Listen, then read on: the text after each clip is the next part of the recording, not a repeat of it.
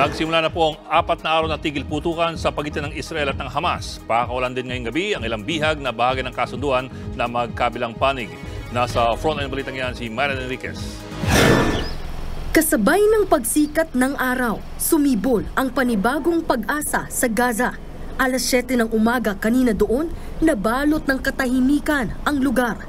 Hudyat ng 4 na araw na tigil putukang napagkasunduan ng Israel at militanteng grupong Hamas. Ito ang unang temporary ceasefire, 48 araw mula nang sumiklab ang gyera. Sa ilalim ng kasunduan, ititigil ang bakbakan sa southern at northern Gaza. Layo nitong bigyang daan ang pagpasok ng higit 200 truck ng ayuda kada araw. Bukod sa relief at medical supplies, maghahatid din ito ng krudo na lubos na kailangan ngayon ng mga taga-Gaza. Ngayong araw din pakakawalan ng mga bihag at bilanggo. Pagpatak ng alas 4 ng hapon sa Gaza o alas 10 ng gabi dito sa Pilipinas, pakakawalan ng Hamas ang unang batch ng mga hostage na kinabibilangan ng 13 Israeli.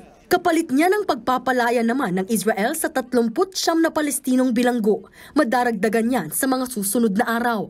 Sa kabuuan, 50 bihag na Israeli kapalit ng 150 Palestinong bilanggo ang napagkasunduan.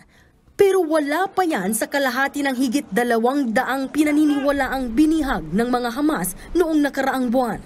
Umaasa naman ang ilang pamilyang Israeli na kasama sa mga pakakawalang bihag ang kanilang mga kaanak, tulad na lang ng pamilya Argamani. Kasama sa mga binihag ng mga Hamas ang kanilang 26 na taong gulang na anak, nakunan pa nga ng video ang pagdukot.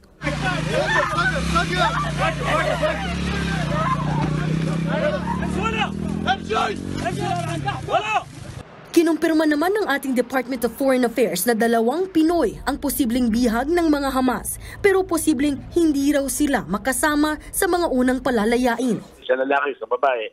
Kung successful to for the first 4 days ng truce, inasa natin tuloy-tuloy na hanggang sa mas maraming papakawalang mga bihag kasama na yung possible na 2 nating mga citizen. Nagbabalita mula sa Frontline, Marian Enriquez, News 5. Mga kapatid, Ed Lingaw po, maging maalam at may pakialam sa mga napapanahong balita sa ating bansa. Para sa mas malalimang pagtalakay at paghimay sa mga issue at headlines, tumutok lamang at pag-subscribe sa social media pages ng News 5.